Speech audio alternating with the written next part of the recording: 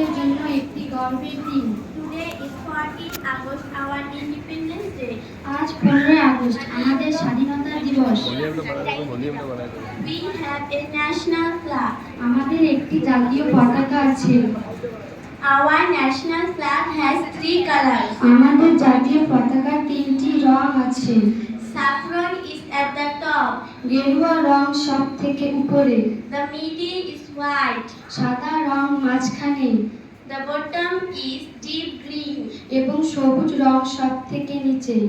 There is a chakra at the center of the flag. পতাকার মাঝখানে একটি চক্র আছে। It is Ashoka chakra of the king Ashoka. এটা হলো রাজা অশোকের চক্র। The colors and the chakra have meanings. পতাকাগুলি ও এই চক্রটির অর্থ আছে। The saffron is the symbol of sacrifice. গেরুয়া হলো ত্যাগের প্রতীক।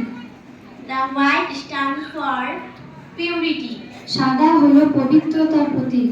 The green means energy. এবং সবুজ হলো শক্তির প্রতীক। The chakra means peace. Ashok চক্র হলো শান্তির প্রতীক। We love, honor and hold our national flag high. আমরা আমাদের জাতীয় পতাকা উঁচুতে উঠাতে ভালোবাসি এবং গর্ববোধ করি। Assalamu alaikum wa rahmatullahi wa barakatuh. আসসালামু আলাইকুম ওয়া রাহমাতুল্লাহি ওয়া বারাকাতুহু।